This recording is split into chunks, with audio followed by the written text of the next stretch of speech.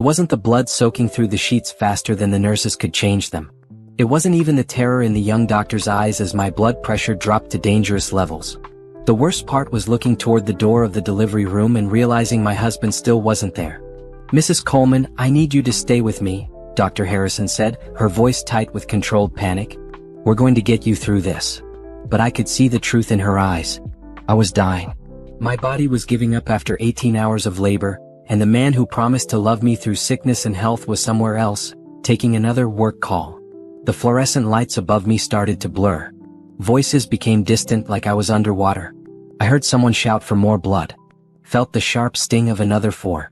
Through the small window in the door, I saw movement in the waiting room. For a second, hope flared in my chest. Maybe Brandon had finally come back. Then I saw her. Sienna Martinez. My husband's colleague. The woman he swore was just a friend from the office. She was standing by the window looking directly into my delivery room. And she was smiling. Not a nervous smile. Not a sympathetic smile. It was cold, calculating, and satisfied. Like she was watching something she'd been waiting for. Our eyes met for just a moment before my vision started to tunnel. The last thing I heard before everything went black was the steady beep of my heart monitor becoming one long, endless tone. I don't remember dying. I don't remember the doctors performing CPR or the emergency surgery to stop the bleeding. I don't remember them finally delivering my twins, both so small and fragile they could barely cry. What I do remember is the darkness. And then, 3 days later, the light. "Mrs. Coleman? Tasha? Can you hear me?" My eyes felt like they were glued shut. My throat was raw, filled with the taste of plastic and medicine. Every part of my body hurt in ways I couldn't describe. But I was alive. "Take it slow," a gentle voice said. A nurse with kind brown eyes came into focus above me. "You've been through a lot. You're in ICU. You've been unconscious for 3 days. 3 days. The words didn't make sense at first. Then it hit me like a freight train. "My babies," I tried to say, but it came out as a broken whisper. "My babies." The nurse's expression softened. "They're alive, honey. Both of them. A boy and a girl. They're in the NICU, but they're fighters. Just like their mama." Tears streamed down my face, burning my dry skin. I had twins. They were alive. I was alive. But where was Brandon? "Your mother and friend are here," the nurse continued. "They've been by your side since you came out of surgery. Should I get them?" I nodded weakly. A few minutes later, my mother Dorothy rushed in, followed by my best friend Nicole. Both of them looked exhausted, their eyes red from crying. They hugged me carefully, mindful of all the tubes and wires connected to my body. "Baby girl," my mother sobbed, stroking my hair. "We thought we lost you. The doctors said you were gone for almost 2 minutes." "The twins?" I whispered. "Beautiful," Nicole said, wiping her eyes. 3 pounds each. Tiny but strong. "They look just like you, Tasha." "Brandon?" I had to ask, even though part of me already knew the answer. The room went silent. My mother and Nicole exchanged a look that told me everything I needed to know. "He was here," my mother finally said, her voice hard. "For about an hour on the first day. Then he left and hasn't been back since. He said he couldn't handle seeing you like this," Nicole added, anger dripping from every word. "Can you believe that? His wife almost dies giving birth to his children and he can't handle it. But there was something they weren't telling me. I could see it in the way they kept glancing at each other, in the way my mother's jaw tightened. "What aren't you telling me?" I asked. Nicole bit her lip. "Tasha, there's something you need to know. And you need to hear it from us before you hear it from anyone else." My mother took my hand. "When they thought you were gone, when the doctors were trying to bring you back, there was a woman in the waiting room." "Sienna?" I said. "I saw her. Right before everything went black." "Yes." Nicole's voice shook with rage. "One of the nurses saw her. She was laughing, Tasha. While they were trying to save your life, that woman was standing out there laughing." The room started to spin. "Laughing?" The nurse reported it to security. They pulled the footage. My mother's grip on my hand tightened. "Baby, I'm so sorry. Brandon was with her. When you needed him most, when you were dying giving birth to his babies, he was in the parking lot with that woman." The machines around me started beeping faster as my heart rate spiked. A different nurse rushed in to check on me. "You need to stay calm, Mrs. Coleman," she said, adjusting my 4. "Your body is still healing." But how could I stay calm? My husband had abandoned me while I died. His mistress had laughed at my death. And somewhere in this hospital, my 2 tiny babies were fighting for their lives without their father caring enough to even visit them. Where is he now? I asked when the nurse left. Nicole looked away. We don't know. He won't answer our calls. His mother came by yesterday, but even she seemed confused about where he is. He posted on social media, my mother added reluctantly. Something about needing time to process everything. People are already commenting, asking why he's posting online instead of being at the hospital with his wife and newborns. I closed my eyes trying to process everything. 3 days ago, I had a husband, a pregnancy, and a future I thought was secure. Now I had 2 premature babies, a body that had betrayed me, and the knowledge that the man I loved had betrayed me worse. I want to see them, I said. My babies. I need to see them. You're not strong enough yet, my mother protested. I don't care. I tried to sit up, gasping at the pain. I almost died. They almost died. I need to see them. Now. It took another day before the doctors would let me leave ICU. They wheeled me to the NICU in a wheelchair, my body still weak and broken. But the moment I saw them, everything else faded away. They were perfect. Impossibly small, covered in wires and tubes, but perfect. My son had my nose. My daughter had my lips. They were fighters, the nurses told me. Stronger than anyone expected for being born so early and under such traumatic circumstances. Have you chosen names? A NICU nurse asked. I hadn't. Brandon and I were supposed to choose together. But Brandon wasn't here. Brandon had chosen someone else over us. Caleb, I said, looking at my son. And Zoe. Beautiful names, the nurse said gently.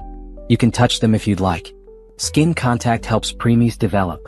I reached through the isolette opening and carefully placed my finger in Caleb's tiny palm. He gripped it with surprising strength. Then I did the same with Zoe. These were my children. Mine. And I would fight for them the way they were fighting to survive. Mrs. Coleman, a voice said behind me. I turned to see a hospital social worker with a concerned expression. I know this is a difficult time, but we need to discuss some things. Your husband listed himself as the primary contact for medical decisions, but he hasn't been available. We need to update your paperwork. Remove him, I said clearly, from everything. He's not making any decisions for me or my children. The social worker nodded. I understand. I'll get the paperwork started. Is there someone else you'd like to list? My mother, Dorothy Coleman. After the social worker left, I sat there with my babies for hours. Nurses came and went. Machines beeped. Other families visited their tiny fighters.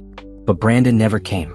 On my 5th day in the hospital, a nurse I hadn't seen before came to check on the twins during my visit. Your babies are doing great, she said cheerfully. It's amazing how fast they're improving. When I heard about what happened during delivery, I wasn't sure they'd make it. You were there? I asked. Just starting my shift when they brought you in, she said. Then her face darkened.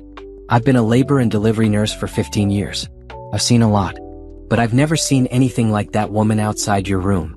My blood ran cold. What did you see? She hesitated, then seemed to decide I deserved the truth. I was one of the nurses who ran out to get more blood. I passed by the waiting room window and I saw her. A tall woman with long dark hair, expensive clothes. She was on her phone, and when she looked into your room and saw what was happening, she smiled. Not a nervous smile. A real smile. Then she laughed and went back to her phone call like it was entertainment. Did you see who she was with? The nurse's expression turned sympathetic. A man was sitting near her. Brown hair, blue button-down shirt. He looked stressed, kept running his hands through his hair. When she laughed, he looked at her like he was shocked, but he didn't leave. He stayed right there with her. Brandon. He had watched his mistress laugh at my death and done nothing. I reported it to security, the nurse continued. It wasn't right. I don't know what was going on, but it wasn't right. I'm sorry you had to go through that. After she left, I sat there trembling with an emotion I'd never felt this intensely before. It wasn't sadness. It wasn't even heartbreak anymore. It was rage. Pure, crystallizing rage. Brandon had abandoned me when I needed him most. Sienna had laughed at my death. And somehow I had survived. My babies had survived. And I was going to make sure that neither of them ever forgot what they'd done. That night, Nicole brought my phone to the hospital. I'd been avoiding it, not ready to face the world. But I needed to know what was happening. I needed to see what Brandon had been doing while I fought for my life. His social media told me everything. 3 days ago, while I was unconscious, he posted a photo of a sunset with the caption, "Sometimes life takes you in unexpected directions. Learning to embrace change and find peace in the chaos." The comments were brutal. People who knew us were asking about me, about the babies. His responses were vague, saying he was dealing with a lot and taking things day by day.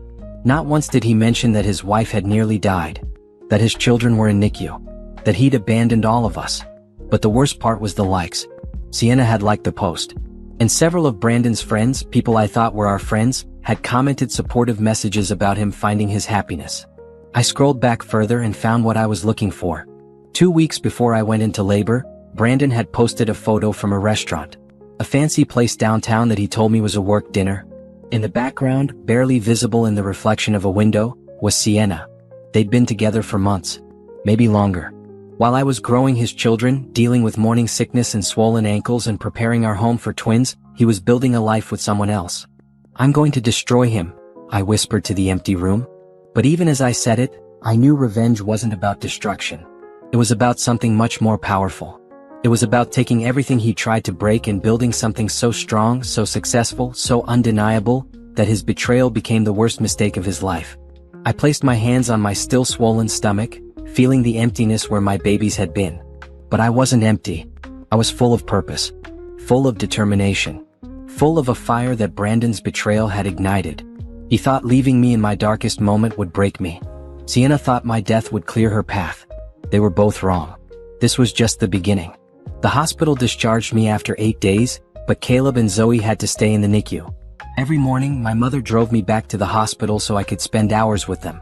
Every evening, I went home to an empty apartment that still had all of Brandon's things in it. He hadn't come to get them, hadn't called, hadn't texted.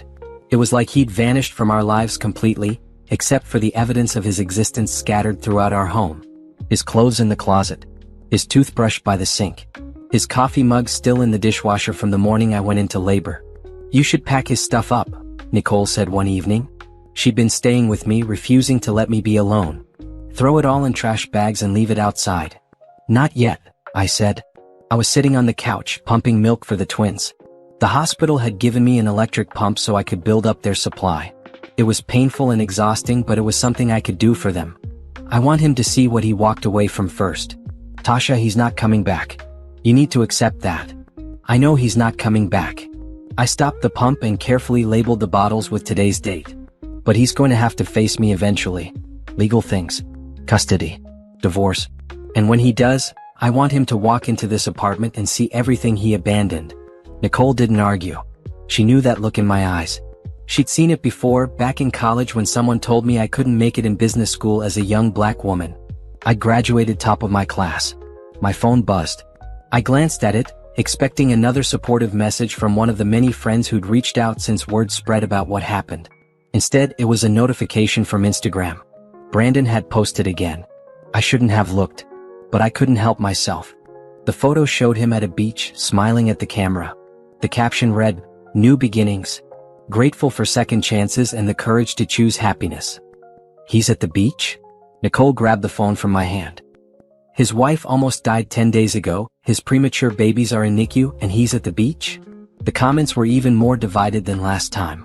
Some people were supportive, telling him to live his truth and choose joy. But others were starting to ask questions. Where were his kids? How was his wife? Why was he posting beach photos instead of hospital updates? Then I saw it. Sienna had commented, "You deserve all the happiness in the world," with a heart emoji. That's it. Nicole was already dialing. "I'm calling Patricia Grant. She's the best divorce lawyer in the city. She'll tear him apart." "Not yet," I said. "What do you mean not yet?" "Tasha, he's flaunting his affair online while you're pumping milk for his babies." "I know. But I need to be smart about this." I took the phone back and screenshot the post. "I'm documenting everything. Every post, every comment, every day he doesn't visit his children. When I'm ready to move, I want it to be decisive." The next morning, my mother was quiet during the drive to the hospital. She kept glancing at me like she wanted to say something but didn't know how. "Just say it, Mom," I finally said. "Brandon's mother called me last night." I tensed. What did she want? "She's worried about him. Says he's not answering her calls either. She asked if we'd heard from him." My mother's hands tightened on the steering wheel. I told her that her son abandoned his dying wife and hasn't once checked on his premature babies. You know what she said? "What?" "She said there must be more to the story. That Brandon wouldn't do that without a good reason. That maybe I didn't understand the pressure he was under. I laughed bitterly. The pressure he was under? I almost died. His children almost died. But sure, let's worry about his pressure. I hung up on her, my mother said. I've known that woman for 5 years. I thought she was better than that. I was wrong. At the hospital, Caleb and Zoe were awake and alert. The NICU doctor, Dr. Reynolds, gave me an update that brought tears to my eyes. They're exceeding all our expectations, he said. Caleb's breathing is getting stronger. Zoe's off the feeding tube. If they keep improving at this rate, they might be able to go home in 2 or 3 weeks. Really? It was the first good news I'd had since this nightmare began. Really? They're fighters. Dr. Reynolds hesitated. Has their father been in to see them? We like to have both parents involved in the NICU care plan. He won't be involved, I said firmly. It's just me. The doctor nodded, understanding without needing details. Then we'll work with just you. You're doing an amazing job, Tasha. These babies are lucky to have you. After Dr. Reynolds left, I sat between the isolettes, my hands resting on each baby. A young couple was in the corner with their premature daughter, both parents taking turns holding her. The father was crying, overwhelmed with love for his tiny child. That should have been Brandon. He should have been here, crying tears of joy, marveling at our miracle babies. Instead, he was at the beach with his mistress posting about new beginnings. Mrs. Coleman? A woman in a security uniform approached me. I'm Officer Jenkins. I was on duty the night of your delivery. Could I speak with you for a moment? We went to a small consultation room. Officer Jenkins pulled out a tablet and showed me security footage from the night I almost died.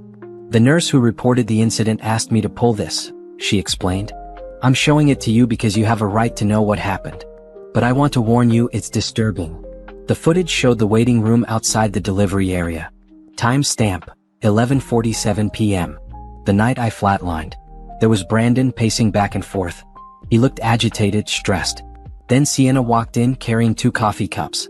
She handed one to Brandon and sat down next to him. They talked for a few minutes. I couldn't hear what they were saying, but their body language spoke volumes. She kept touching his arm, leaning close. He looked torn, conflicted. Then the energy in the hallway changed. Nurses started running. A doctor rushed past. The code blue alarm sounded. Through the window you could see the chaos in my delivery room. Brandon stood up, looking toward the room. For a moment I thought he might go in. But Sienna grabbed his hand and pulled him back down. She said something to him and he sat. Then came the part that made my blood run cold. Sienna looked directly at the window showing my delivery room. She watched the doctors performing CPR on me, and she smiled. Not a small smile. A full, satisfied smile. Then she laughed, put her hand over her mouth like she was trying to hide it, but she was definitely laughing. A nurse ran past them and Sienna quickly composed herself. But the moment the nurse was gone, she turned to Brandon and said something that made him look shocked. He pulled away from her, staring at her like he was seeing her for the first time. But he didn't leave. He stayed in that chair while his wife died and his children were born. The footage ended. I sat there numb. There's more, Officer Jenkins said quietly. This is from the parking lot about 30 minutes later. The second video showed Brandon and Sienna walking to a car. They were arguing. He kept gesturing back toward the hospital. She kept shaking her head. Finally, she got in the driver's seat of a sleek black car. Brandon stood there for a moment, looking back at the hospital entrance. Then he got in the passenger seat and they drove away. He left, I whispered. While I was in emergency surgery while they were trying to stabilize the twins, he left with her. I'm sorry, Officer Jenkins said. I've been doing this job for 12 years. I've seen a lot. But this is one of the worst betrayals I've ever witnessed. That woman was happy you were dying. And your husband let her be. Can I have copies of this footage? I've already made copies for you. Both videos, multiple angles. If you need them for any legal proceedings, they're yours. She handed me a flash drive. I hope you and your babies get the justice you deserve. That night I couldn't sleep. I kept seeing Sienna's smile, Brandon's conflicted face, the way he chose her over me even in my darkest moment. Nicole found me at 2 a.m. sitting in the nursery we'd prepared for the twins, holding the flash drive. You should destroy him with that footage, Nicole said. I will, I promised. But not yet. I need to be strategic. I need to think like a survivor, not a victim. You are a survivor, Tasha. You died and came back. You're a literal survivor. Then I need to act like it. The next day I made a phone call I'd been putting off. I called Brandon. He answered on the fifth ring, his voice cautious. Tasha? Your children are in the hospital, I said calmly. They're fighting for their lives. And you haven't seen them once. Silence. Then, I know. I'm sorry. I needed some time to process everything. Process what exactly? That you're a father? That your wife almost died? Or that your mistress laughed while I was being resuscitated? How did you know about? He stopped himself. It's not what you think. Really? Because I have security footage that shows exactly what it is. You left me to die so you could be with her. She laughed at my death and you sat there and let her. Tasha, please. It's complicated. No, it's simple. You're a coward who abandoned his family. And I'm going to make sure everyone knows it. Don't threaten me, he said, his voice hardening. You don't understand what I've been going through. What you've been going through? I laughed and it sounded harsh even to my own ears. I died, Brandon. My heart stopped. I've been cut open, stitched back together, and I'm pumping milk every 3 hours for babies who are so small they fit in the palm of my hand. But please tell me about what you've been going through. I want a divorce, he blurted out. I'm sorry, but I can't do this anymore. The stress, the responsibility, all of it. I can't. The line went dead quiet. I'd expected this, but hearing him say it still felt like a knife to the gut. Fine, I said. But you don't get to walk away without consequences. I'll give you your divorce. But I'm keeping full custody of Caleb and Zoe, the apartment, and half of everything else. And if you try to fight me on any of it, I'll release that security footage to every news outlet in the city. You wouldn't. Try me. I hung up. My hands were shaking, but I felt powerful. For the first time since this nightmare began, I felt like I had some control. Nicole was right. I needed Patricia Grant. I needed to move forward with the divorce before Brandon could hide assets or build a case against me. I needed to protect my children and myself. That afternoon, while my mother stayed with the twins, Nicole drove me to Patricia Grant's office. Patricia was a black woman in her 50s with a reputation for destroying cheating husbands in court. I've heard about your case, Patricia said after we sat down. The whole legal community is talking about it. Hospital abandonment during a near-death experience, premature twins, documented affair. This is cut and dry. I have more, I said and pulled out the flash drive. Security footage of his mistress laughing at my death. Him leaving with her during my emergency surgery. Everything. Patricia watched the footage, her expression getting harder with each second. When it ended, she looked at me with something like respect. We're going to destroy him, she said. Not just in court. In life. He'll regret the day he walked out of that hospital. I want full custody. I want him to have supervised visitation only, and only if he completes parenting classes and pays child support on time. I want the apartment and half of all marital assets. And I want this done fast before he can prepare. Done. I'll file emergency custody and divorce papers today. We'll use the security footage as evidence of emotional abuse and abandonment. The judge will love this. Patricia paused. But I have to ask, are you ready for how ugly this is going to get? He left me to die, I said. She laughed at my death. They made their choices. Now they get to live with the consequences. Patricia smiled. I like you, Tasha Coleman. You're going to be just fine. By the end of the week, Brandon had been served with divorce papers and emergency custody orders. His lawyer called Patricia, angry and blustering about my threats and blackmail.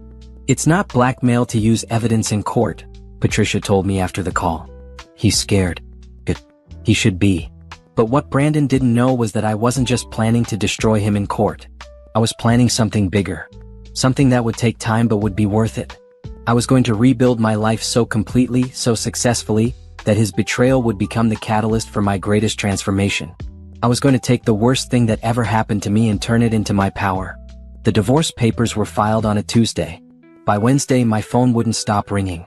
Brandon's family was calling, his friends were calling, even some of our mutual acquaintances were calling to tell me I was being too harsh, too cold, too unwilling to work things out.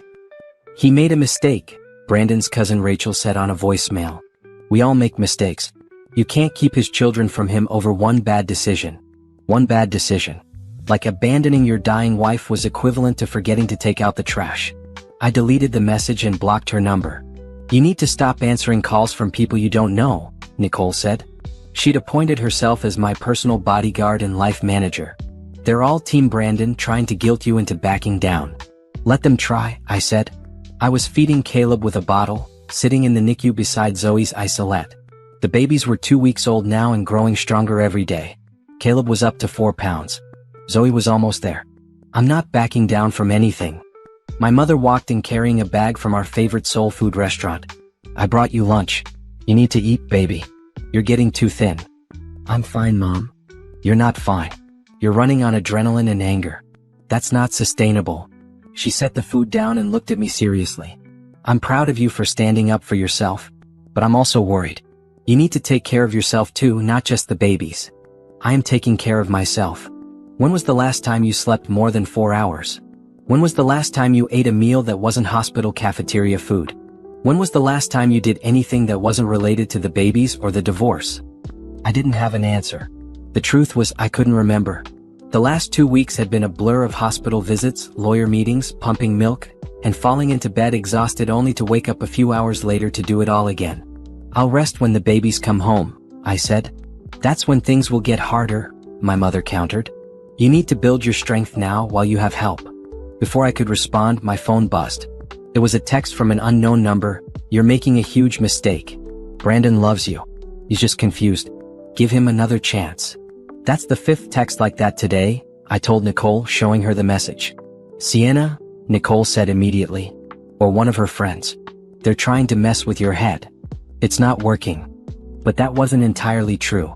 Each message, each call, each person telling me I was wrong chipped away at my armor just a little. Not because I believed them, but because it was exhausting to constantly defend myself.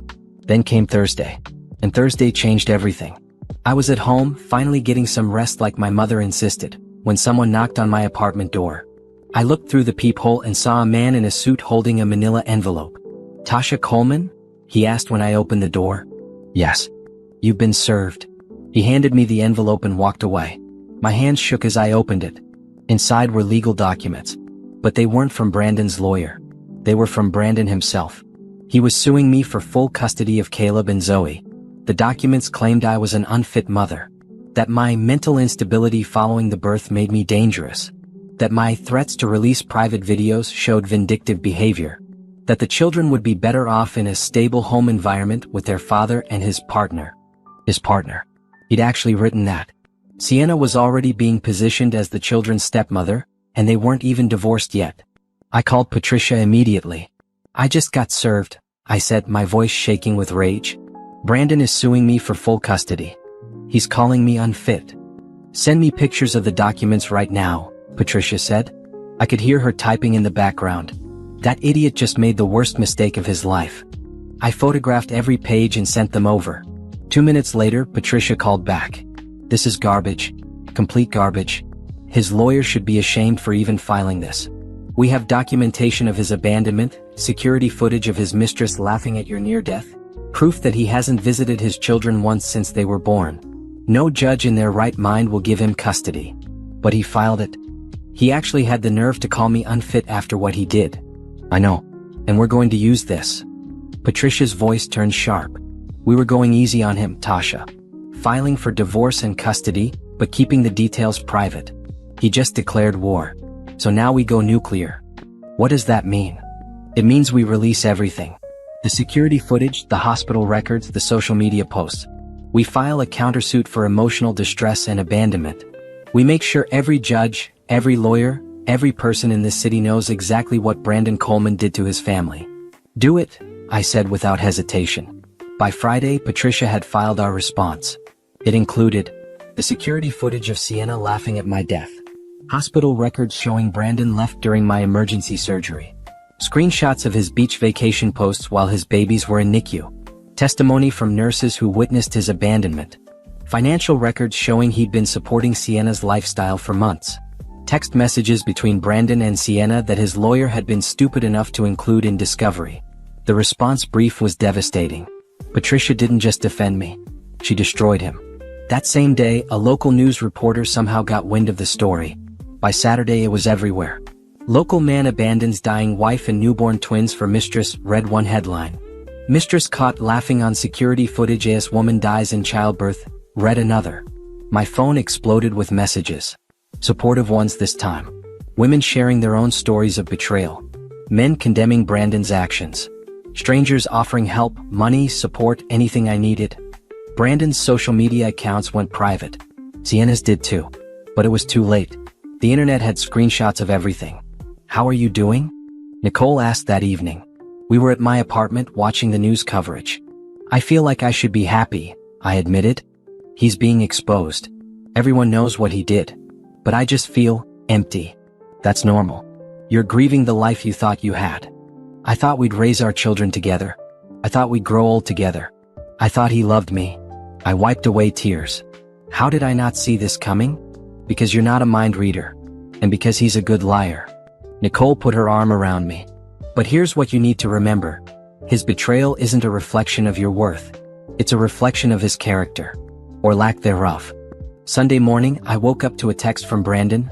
"Can we please talk? In person? This has gotten out of control." I showed it to Patricia before responding.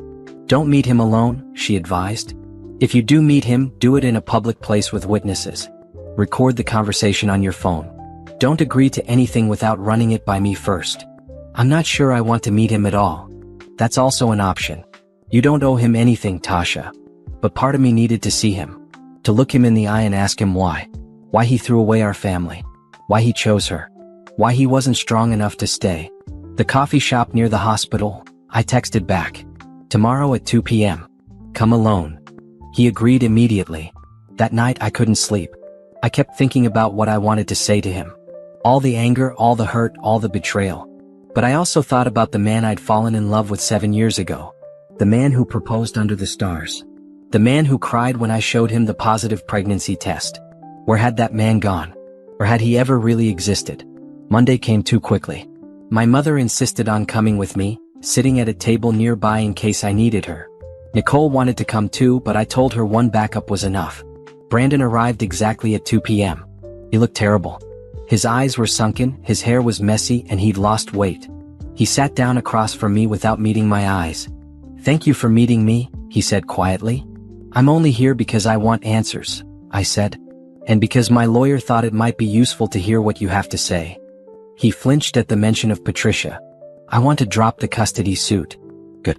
Because you never had a chance of winning it anyway." "I know. My lawyer told me the same thing. He said I was an idiot for filing it." Brandon finally looked at me. "Tasha, I'm sorry. For everything. I know that doesn't fix anything, but I need you to know I'm sorry." "Sorry for which part?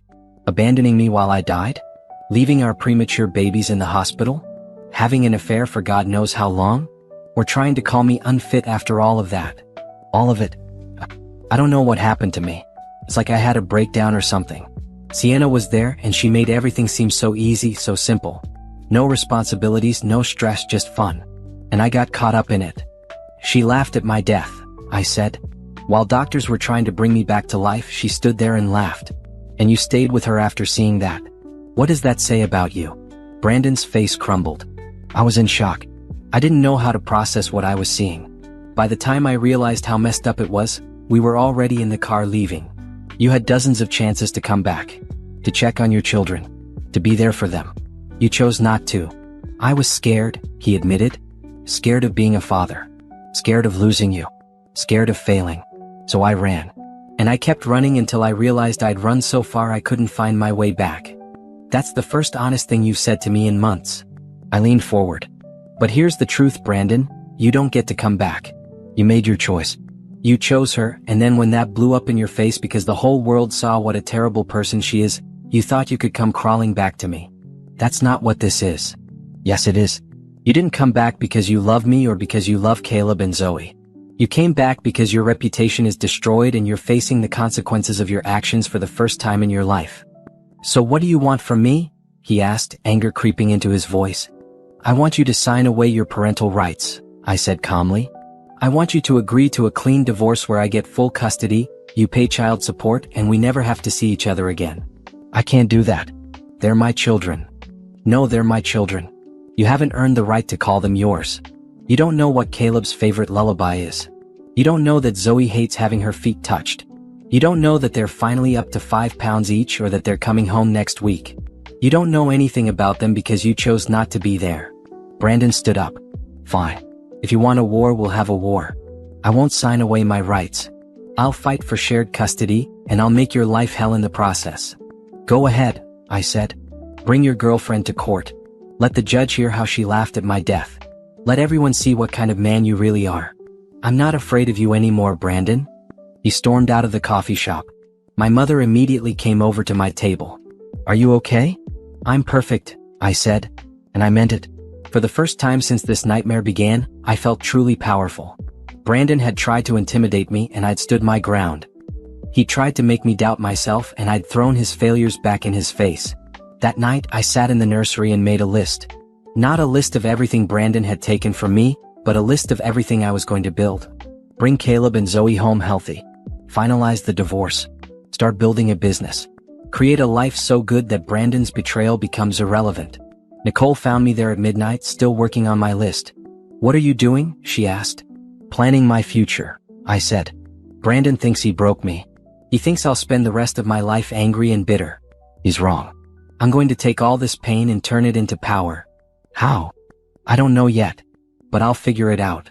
I looked at the empty cribs waiting for my babies. They deserve a mother who's a survivor, not a victim. Someone who shows them that betrayal doesn't define you. Your response to it does. Nicole smiled. There she is.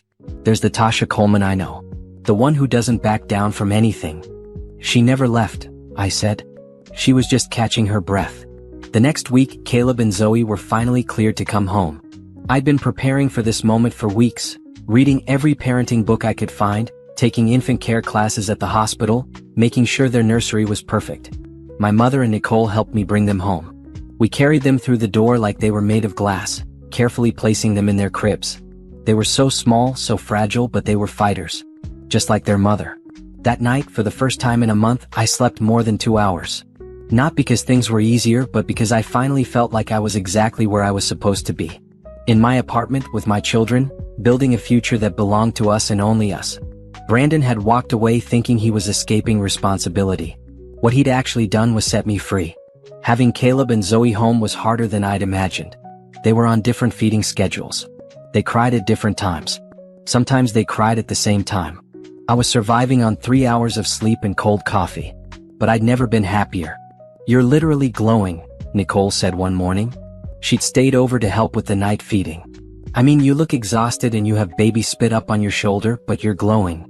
I feel like myself again, I said, rocking Zoe while Caleb slept in his bassinet. 4 weeks, I felt like a victim of Brandon's betrayal. Now I feel like a mother. And that's so much more powerful. Have you heard from him? Nicole asked carefully. His lawyer sent an email. He wants supervised visitation rights. 2 hours every other weekend. I laughed. Patricia told them to go to hell. She said until he pays child support, completes parenting classes, and apologizes publicly for his abandonment, he gets nothing. Good. Make him work for it. But making Brandon work for it wasn't my main focus anymore. I had bigger plans. While feeding the twins or rocking them to sleep, I'd been thinking about what Nicole had said weeks ago. About turning my pain into power.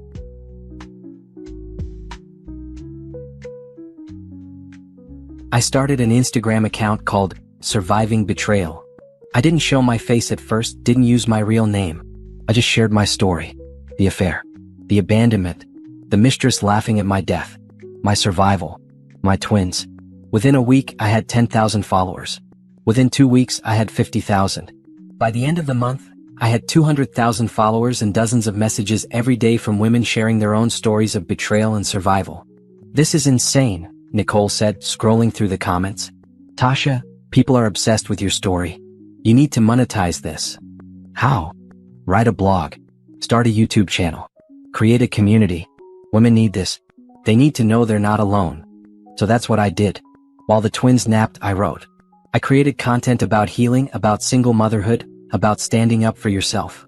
I shared tips for documenting evidence in case of divorce. I interviewed other women who'd survived betrayal. The response was overwhelming. Women from all over the country were reaching out, sharing their stories, asking for advice. Some were going through divorces. Some were considering leaving. Some just needed to know they weren't crazy for feeling hurt. I wasn't just building a social media following. I was building a movement. By the time Caleb and Zoe were 3 months old, my platform had grown to 500,000 followers. A literary agent reached out, asking if I'd consider writing a book. A production company wanted to option my story for a film. "This is happening," Nicole said, helping me sort through business opportunities. "You're actually doing it? You're turning your tragedy into an empire." But not everyone was happy about my success. Brandon's lawyer sent a cease and desist letter, claiming I was defaming him by sharing our story publicly. Patricia laughed when she read it. "They have no case. Everything you're saying is true and documented. They're just mad because he's facing consequences." "Let them be mad," I said. "I'm not stopping." The divorce was finalized 4 months after the twins were born. I got full custody. Brandon was granted supervised visitation twice a month, contingent on paying child support and completing parenting classes. He also had to pay me a settlement that would cover the twins' expenses for years. He showed up to his first supervised visit 3 weeks later. I brought the twins to the visitation center, a neutral space where a social worker would monitor his time with them. "They're so big," Brandon said when he saw them. His eyes filled with tears. "I can't believe how much they've grown." "That's what happens when you're not around," I said coolly. "They grow up without you." "Tasha, please. Can we talk?" "No. You have 2 hours with your children. Use it wisely." I left the visitation center and sat in my car, trying not to think about Brandon in there with Caleb and Zoe. Trying not to imagine him holding them, talking to them, playing dad after months of absence.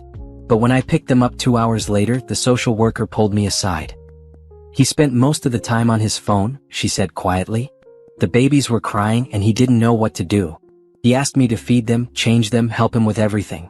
It was sad, honestly." "Did he hurt them?" "No, nothing like that. He just had no idea how to be a father. He tried, but it was clear he's never spent time with them before." I wasn't surprised. Brandon wanted the idea of being a father, not the reality. He wanted the Christmas card photo, not the 3 a.m. feedings and dirty diapers. "How will you note this in your report?" I asked. "I'll document that he engaged minimally with the children and required extensive assistance from staff. It won't look good if he tries for unsupervised visitation. Let the court see what kind of father he really was." My social media presence continued to grow. By the time the twins turned 6 months old, I had close to 1 million followers and had signed a book deal. The book was titled, "Surviving His Betrayal: A Single Mother's Journey from Death to Empowerment." I spent the twins' nap times writing, pouring everything into the manuscript. The affair, the hospital, the abandonment, my recovery, my fight for custody. Every painful detail, every moment of weakness, every victory. "This is powerful," my editor said after reading the first draft. "Women are going to connect with this on such a deep level." "That's the point," I said. "I want them to know they're not alone.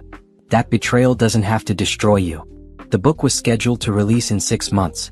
In the meantime, I started a YouTube channel called Thriving After Betrayal, where I shared advice, interviewed experts, and created a community of women supporting each other. The channel went viral when I posted a video titled, "What My Husband's Mistress Taught Me About Self-Worth." In it, I talked about how Sienna's cruelty had actually been a gift.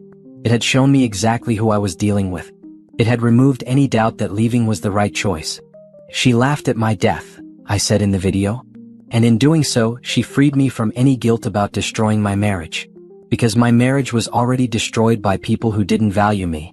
Her laughter was just the evidence I needed to walk away without looking back." The video got 2 million views in a week. The comments were overwhelming. "You're my hero," one woman wrote. "This gave me the courage to leave my cheating husband," another said. "Thank you for showing us what strength looks like," a third commented. But the success came with backlash. Sienna created a social media account and started posting her own version of events. According to her, she and Brandon were in love, and I was a bitter ex-wife who couldn't let go. Brandon was unhappy for years, she claimed in one post. "I didn't break up a happy marriage. I saved him from a miserable one." The comments on her post were brutal. People who'd been following my story descended on her account, calling her out for laughing at my death, for enabling Brandon's abandonment of his children. "You're a home wrecker and everyone knows it," one person commented. "Imagine being proud of dating a man who abandoned his dying wife," another wrote. Sienna's account went private after 3 days. But the damage was done. She tried to rewrite history, and the internet had fact-checked her with security footage and hospital records. Meanwhile, Brandon was spiraling. He'd lost his job after the story went public. His family had distanced themselves from him, embarrassed by the negative attention. His friends had abandoned him one by one. He started showing up drunk to supervised visitations, which resulted in them being canceled. His child support payments were late, then stopped altogether. Patricia filed for contempt of court. "He's destroying himself," she told me during one of our meetings.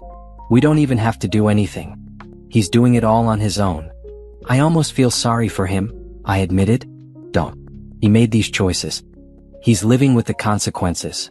By the time Caleb and Zoe turned 1 year old, my life was unrecognizable from that night in the hospital. I had a thriving business, a book coming out, and a community of hundreds of thousands of women supporting each other. I was making more money than I'd ever made working a regular job. I'd moved out of our old apartment into a beautiful house with a yard where the twins could play. I'd hired help so I could balance work and motherhood. I'd built an empire from the ashes of my marriage. The book launch was scheduled for a Tuesday in October, exactly 1 year after Brandon had abandoned me in the hospital. Patricia thought the timing was perfect. "It's symbolic," she said. "1 year ago he tried to destroy you. Now you're launching a book that will inspire millions." The launch party was at a bookstore in downtown.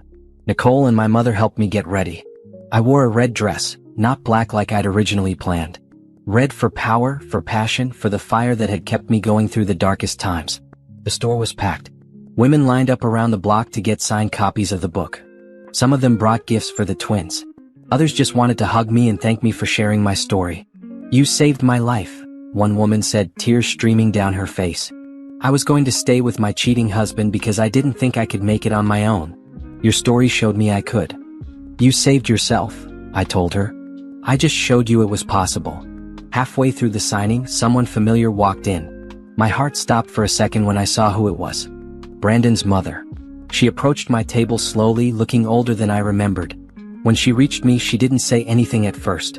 She just stared at the book in her hands. "I'm sorry," she finally said. "For not believing you. For defending him when he didn't deserve it. For not being there for you and my grandchildren." "Why are you here?" I asked carefully. "Because I read your book. A friend sent me an advance copy. And I realized I failed you. I failed my grandchildren. I chose my son over what was right." She set the book down on my table. "I'm not asking for forgiveness. I just wanted you to know that I see the truth now. And I'm ashamed of the part one played in your pain." "Where's Brandon?" I asked. "I don't know. He's been staying with different friends, drinking too much, not working. He's lost everything and he has no one to blame but himself." She paused. "Can I meet them? My grandchildren?" I thought about it for a long moment. This woman had defended Brandon when he didn't deserve it. She'd made excuses for the inexcusable. But she was also Caleb and Zoe's grandmother. And she was here, apologizing, trying to make things right. "Not today," I said. "But maybe someday. If you prove you're serious about being in their lives." She nodded, tears in her eyes. "Thank you. That's more than I deserve." After she left, Nicole squeezed my shoulder. That took strength. "Everything I do takes strength now," I said. "But I'm getting stronger every day." The book debuted at number 3 on the bestseller list. By the second week, it was number 1.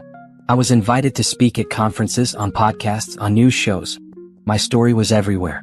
And through it all, Caleb and Zoe were thriving. They were walking now, saying a few words, filling my house with laughter. They didn't know their father. They didn't ask about him. They had me, their grandmother, Nicole, and a whole community of women who loved them. They had everything they needed. One evening, after putting the twins to bed, I sat in my home office and looked at everything I'd built. The successful business. The best-selling book.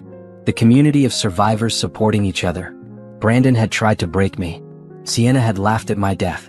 They'd both assumed I would crumble, that I would be too weak to survive without Brandon. They were wrong. I hadn't just survived. I thrived. And every success, every milestone, every moment of happiness was proof that their betrayal hadn't destroyed me. It had transformed me. The success of the book opened doors I'd never imagined. Within 3 months of its release, I was being invited to speak at events across the country. Women's conferences, divorce recovery workshops, empowerment seminars. Everyone wanted to hear about how I turned my darkest moment into my greatest triumph. "You're booked solid for the next 6 months, my new business manager, Crystal, told me. She was a sharp woman in her 40s who'd reached out after reading my book, offering to help me manage the growing business side of my platform. "We need to talk about pacing yourself. You still have 2 toddlers at home." "I know. But these speaking engagements are important. Women need to hear that they can survive this." And they will. But you need to survive too. Crystal pulled up a calendar on her laptop. Let's limit travel to twice a month. The rest can be virtual appearances. You've built an incredible platform online. Use it. She was right. I'd been so focused on saying yes to everything that I hadn't stopped to think about what it was costing me. I was exhausted. The twins were asking for me more. My mother was helping, but she was getting tired too. Okay, I agreed. Twice a month for travel. Everything else virtual. Good. Now let's talk about the podcast offers. You've got 5 production companies interested in producing a show with you as the host. A podcast. It's a natural extension of your brand. Surviving His Betrayal could be a weekly show where you interview other women, discuss divorce strategy, talk about healing. It would reach even more people than the book. I thought about it. A podcast would let me control my message while still building the community. And I could record from home, which meant more time with Caleb and Zoe. Let's do it, I said. But I want creative control. This is my story, my message. I'm not letting some producer water it down. Crystal smiled. I already told them that. 3 of the companies walked away. The other 2 are very interested in letting you run the show. We chose a production company run by women who'd been through their own divorces. They understood the mission. Within a month, we'd recorded the first season of Surviving His Betrayal, the podcast. The response was immediate and overwhelming. Women shared it with their friends. Divorce lawyers recommended it to clients. Therapists used episodes in their sessions. Within 3 months, we were a top 10 podcast in the self-help category. You're building something bigger than yourself, Nicole said one evening. She came over once a week to have dinner and help with the twins. This isn't just about your story anymore. It's about giving women a voice when they feel voiceless. That's exactly what I want it to be, I said. Caleb was on my lap playing with blocks. Zoe was with my mother in the kitchen, helping make dinner. Brandon tried to silence me with shame and guilt. Now I'm using my voice to help other women break their silence. Have you heard from him lately? Not directly. But Patricia told me he's violated the custody agreement 3 times in the last 2 months. Missed visits, late child support, showed up drunk once. She's filing for his visitation rights to be completely revoked. How do you feel about that? I watched Caleb stack blocks, his little face scrunched in concentration. I feel relieved. He's not capable of being their father right now. Maybe he never will be. But I'm not going to force a relationship that hurts them more than it helps. And Sienna? Last I heard, she left him. Couldn't handle being with a broke man who everyone hates. She's been trying to rebrand herself online, but it's not working. The internet never forgets. That night, after the twins were asleep, I did something I'd been avoiding for months. I looked at Brandon's social media. His accounts were still private, but I had a friend request from a woman who'd sent me a message earlier. I thought you should see what he's posting, she'd written, along with screenshots. The photo showed a man I barely recognized. Brandon looked haggard, much thinner, with dark circles under his eyes. His posts were rambling, self-pitying rants about how the world had turned against him for one mistake. I'm a good person who made a bad choice, one post read. But no one wants to forgive me. They just want to destroy me. The comments were split. Some people were sympathetic, telling him to stay strong, and that everyone deserves a second chance. Others were harsh, reminding him that abandoning your dying wife and newborns wasn't just one mistake. But the post that caught my attention was from 2 days ago. Sometimes I wonder if it's worth going on. Everything I built is gone. Everyone I love has left me. I'm sorry for everything, but sorry isn't enough anymore. My stomach dropped. Was he talking about suicide? I called Patricia immediately. I just saw Brandon's social media, I said. I think he might be in trouble. Like, serious trouble. What kind of trouble? I read her the post. Should I do something? Call someone? I know he's a terrible person, but I don't want him to hurt himself. Patricia was quiet for a moment. I'll make some calls. See if we can get a welfare check done. But Tasha, you can't save him. He's an adult who made his choices. If he's struggling, he needs professional help, not you. I know. But Caleb and Zoe might want to know their father someday. I don't want them growing up thinking their mother let him die. You're a better person than I would be in this situation, Patricia said. The police did a welfare check on Brandon. He was alive, just drunk and depressed. They recommended he get help. His mother tried to get him into rehab, but he refused. Meanwhile, my business continued to grow. I launched an online course called Divorce Recovery Blueprint that sold out in hours. I created a membership community where women could support each other through separation and single motherhood. I hired a team to help manage everything. By the time Caleb and Zoe turned 18 months old, I was making 6 figures a year from my business. I paid off all my debt, set up college funds for the twins, and bought my mother a new car. "You did this," Nicole said, looking at my vision board. It was covered with goals I'd set a year ago, most of them already checked off. "You took the worst thing that ever happened to you and turned it into the best thing."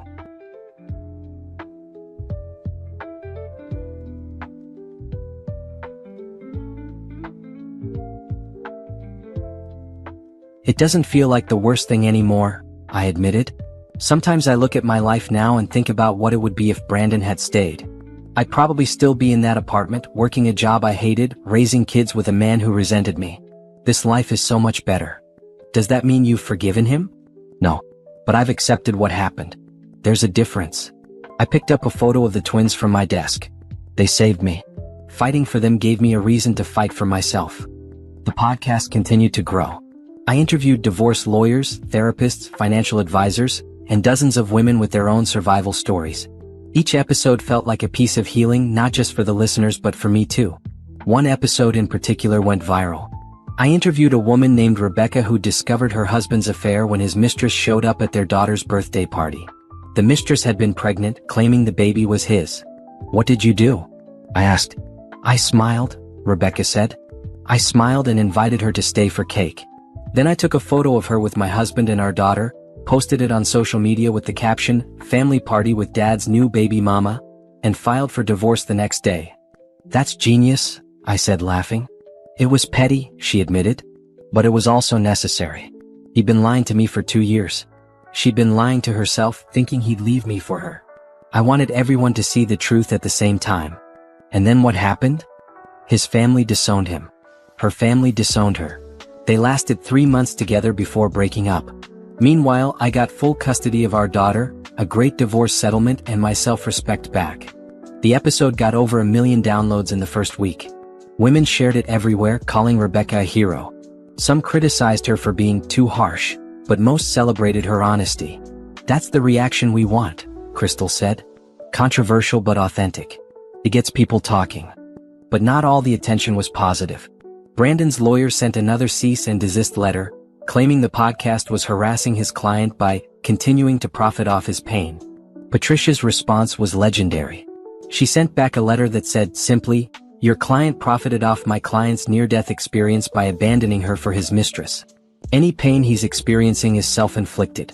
Regarding the podcast, truth is an absolute defense. If he doesn't like being discussed, perhaps he should have behaved better." The lawyer didn't respond. Around this time, I started getting messages from women asking if I was dating anyone. They wanted to know if I'd found love again, if I believed in second chances for myself. "Are you?" Nicole asked one evening. "Dating, I mean? No. I'm too busy. And honestly, I'm not ready. It's been almost 2 years, Tasha." "I know. But I'm happy.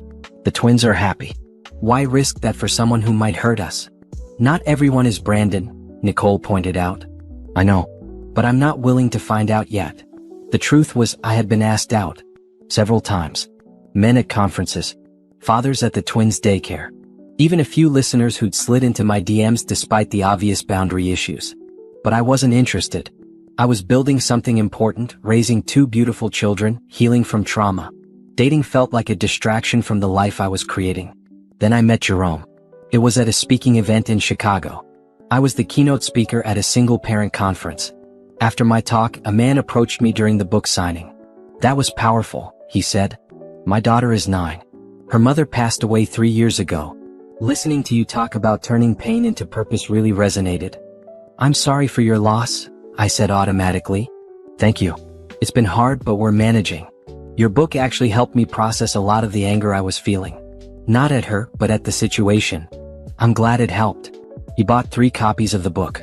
One for himself, one for his mother, and one for his daughter when she was older. We talked for a few minutes about single parenting, about the challenges, about the unexpected joys. He didn't ask for my number. Didn't try to extend the conversation beyond what was appropriate. He just thanked me for my work and left.